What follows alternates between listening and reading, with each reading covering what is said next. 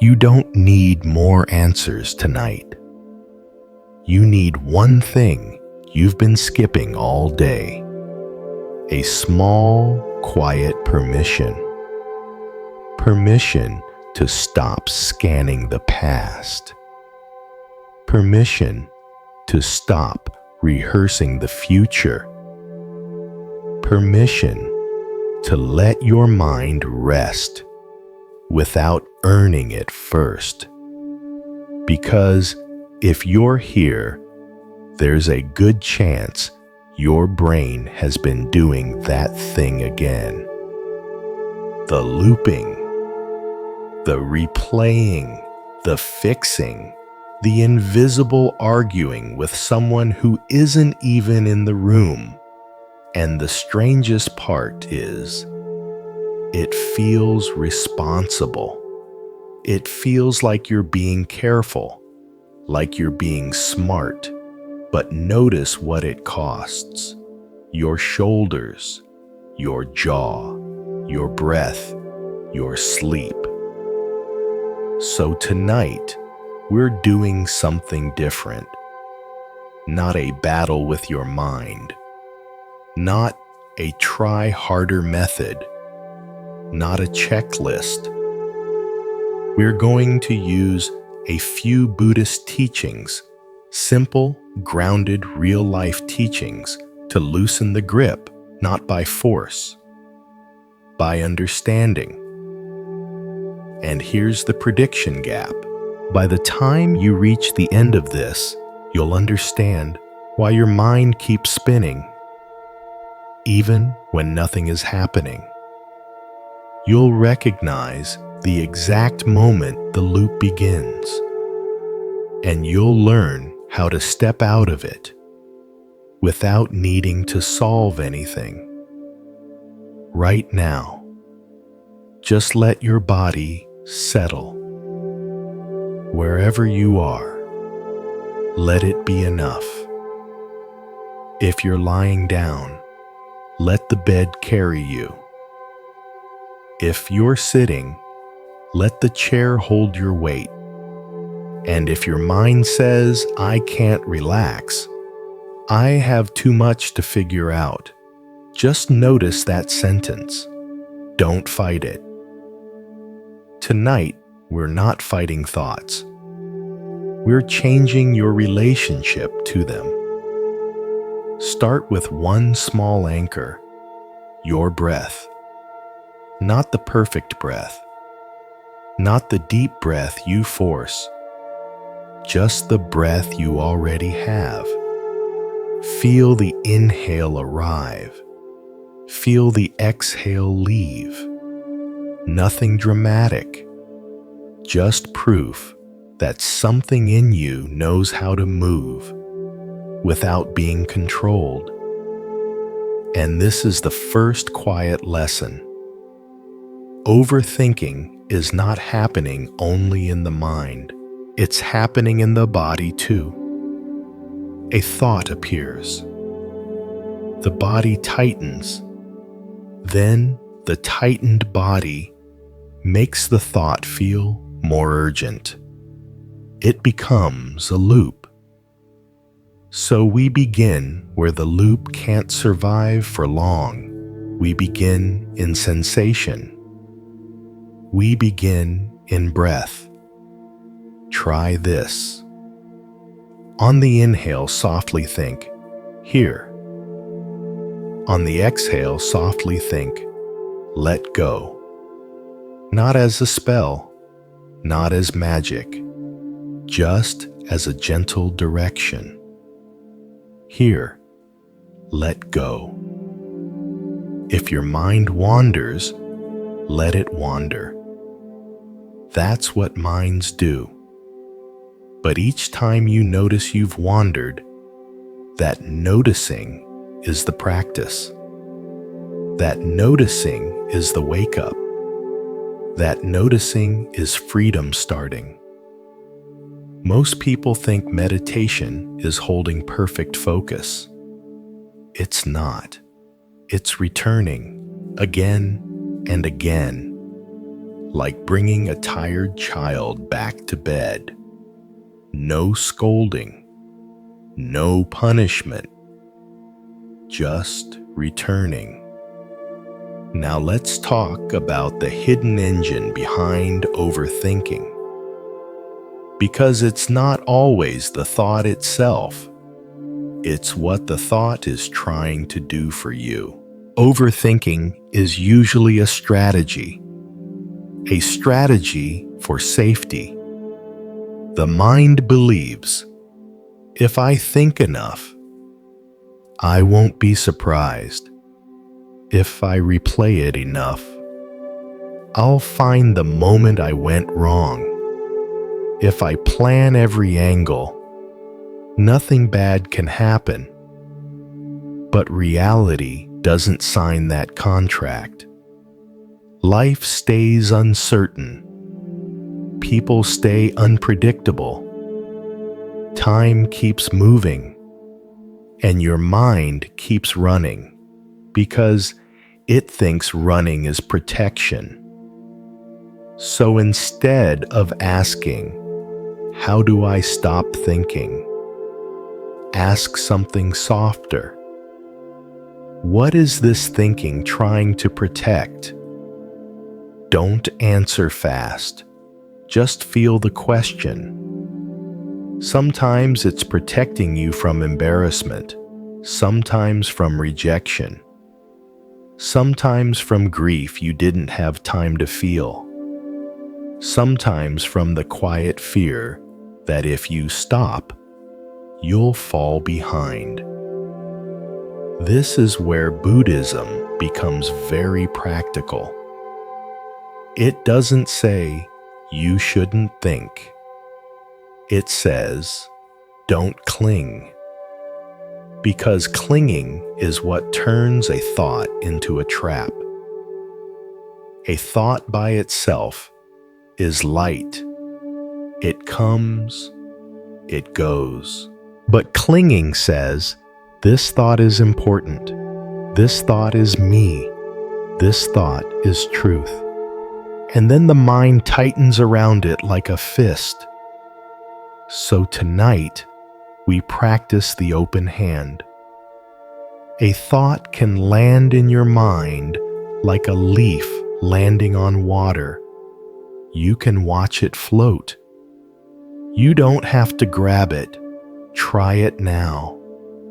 If a thought shows up about tomorrow, about someone's words, about a mistake, imagine you're placing it on a river.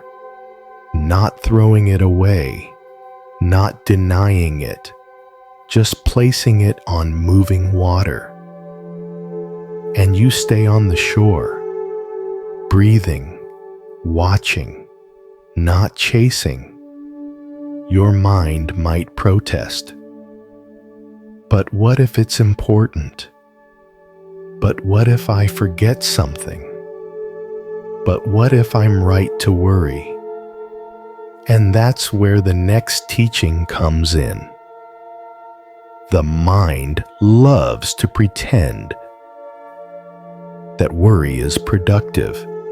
It labels anxiety as preparation. It labels rumination as responsibility. It labels self-criticism as improvement. But if it were truly productive, you'd feel clearer after hours of it.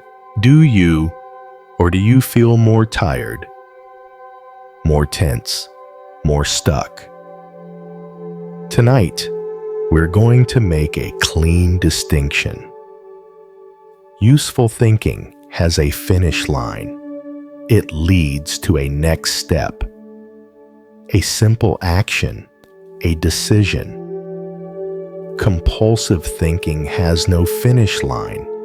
It loops, it multiplies, it eats time and gives nothing back.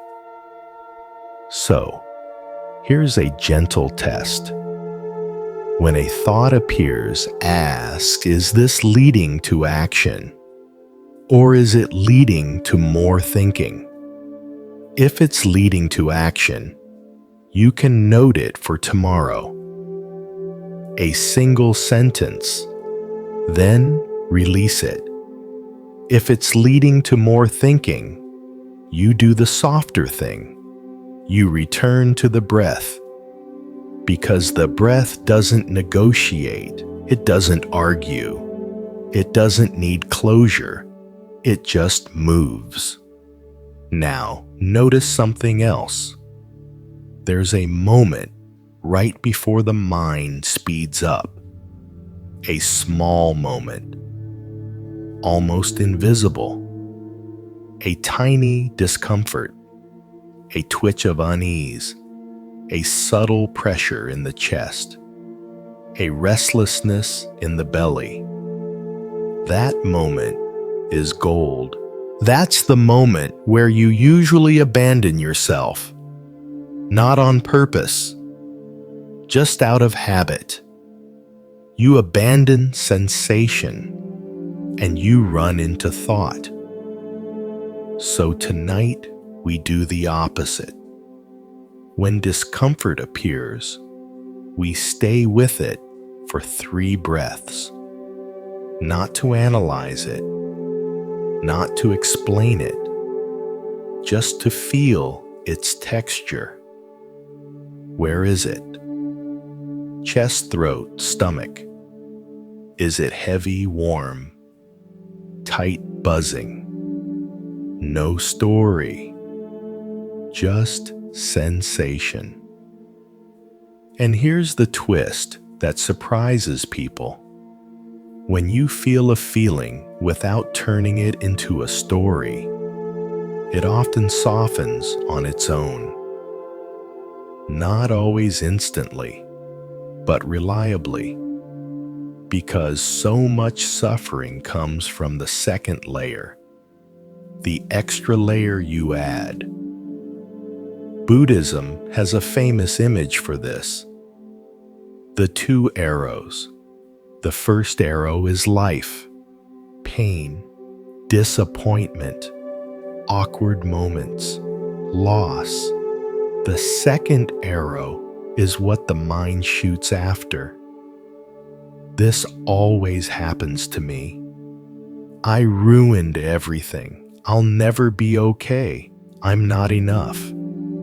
That second arrow is optional. It's learned. And anything learned can be unlearned.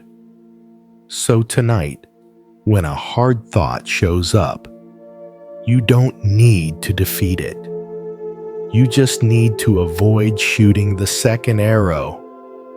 You do it like this. Name the first arrow simply, disappointment, fear, sadness. Then stop there. No biography, no courtroom, no 2 a.m. documentary about your entire life. Just sadness, and breathe. Let sadness be sadness, not an identity, not a prophecy, just a wave. Waves rise, waves fall, and you are not the wave. You are what watches the wave. Now let's go deeper. Because some thoughts aren't even about the present. They're recycled. Same emotional flavor, different costume. Worry today, regret tomorrow, self-doubt the next day. But underneath, it's the same charge. Buddhism calls this the cycle, a kind of mental samsara. Thought is born, it lives, it dies, then it returns in a new form. And the reason it returns is simple. You keep feeding it the same way, not because you're weak, because you're practiced. The mind has grooves, paths it walks automatically. So the goal is not to never have the thought again. The goal is to stop feeding it with reaction. A thought comes, you see it, You feel what it triggers in the body, and you don't chase it. You let it finish its life cycle. This is a huge shift. Most people think, if I ignore the thought, it will come back stronger. But ignoring is not the same as not feeding. Ignoring is pushing away. Not feeding is letting it exist without giving it your attention as fuel. Like watching a candle burn out when you stop adding wax. Now, you might notice something uncomfortable. When you stop feeding thoughts, there's space. And the mind doesn't always like space. Space feels like uncertainty. Space feels like I should be doing something. So the mind tries to fill it with planning, with commentary, with judgment. This is where Zen offers one of its simplest, most powerful teachings. Don't know mind, not confusion, not stupidity. A soft, strong willingness to be in mystery without panic. Tonight, try a sentence that can change your nervous system. I don't know, and I can rest anyway. Say it gently inside. I don't know, and I can rest anyway. Your mind will argue. But what about? But what if? But I need to. And you answer with kindness. Tomorrow, not as avoidance, as wisdom. Because sleep is not something you win by solving. Sleep is something you allow by releasing. Now let's address the quiet cruelty hidden inside overthinking. Sometimes the mind doesn't just loop, it attacks. It calls it being realistic. It calls it holding you accountable. But listen closely to the tone. You should have known better. What's wrong with you? You always mess it up. That isn't clarity. That's inner aggression. And Buddhism doesn't meet aggression with aggression. It meets it with compassion. Not fluffy compassion. Practical compassion. The compassion of seeing. This is a frightened part of me trying to stay safe. So when that harsh voice shows up tonight, try this. Don't argue with it. Don't obey it. Just speak to the part underneath it. Softly say, I see you. You're trying to protect me. You can rest. If that feels too emotional, make it even simpler. Safe now. On the exhale, safe now. Your body understands safety better than your mind does. Your body knows when you stop squeezing it. So check your jaw. Is it clenched? Let it loosen a little. Check your tongue. Is it pressed to the roof of your mouth? Let it soften. Check your shoulders. Let them drop 1 millimeter. 1 millimeter is enough. Because the nervous system doesn't need perfection. It needs signals. Small signals. Repeated. Now, we arrive at one of the most overlooked places where peace lives. The space between thoughts. It's there. It's always been there. A thought ends.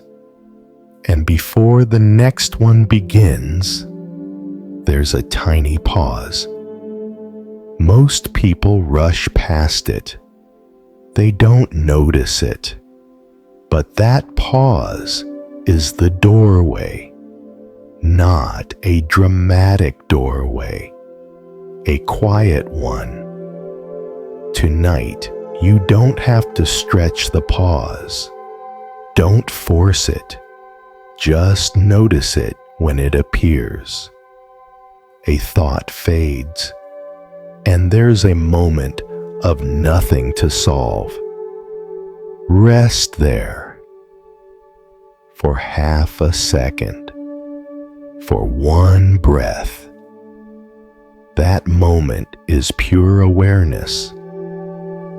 And when you touch that, even briefly, your mind learns, oh, there is another way to exist, not as thinking, as being. Now here's another gentle twist. The mind isn't only filled with thoughts. It's filled with stored thoughts, mental clutter, old conversations, old scripts, old fears kept just in case, like an overpacked room. And a packed room doesn't feel peaceful, even if nothing bad is happening inside it. So tonight, imagine your mind as a room. You don't have to clean the whole room. Just pick up one mental object, one sentence you keep replaying, one regret, one worry. Hold it gently, then ask, is this useful right now? If not, set it down. Not forever, just for tonight. Let your inner room have one clear corner, one open space. Peace needs space to enter. And now we come to the deepest point, the sense of me that tries to control everything. Overthinking often has a hidden center, a narrator, a commentator, always explaining, always evaluating, always turning life into a story that must make sense. But you are not the narrator. You are what hears it. So tonight, if the narrator speaks, treat it like a radio in another room. You hear it. You don't need to answer it. You don't need to argue.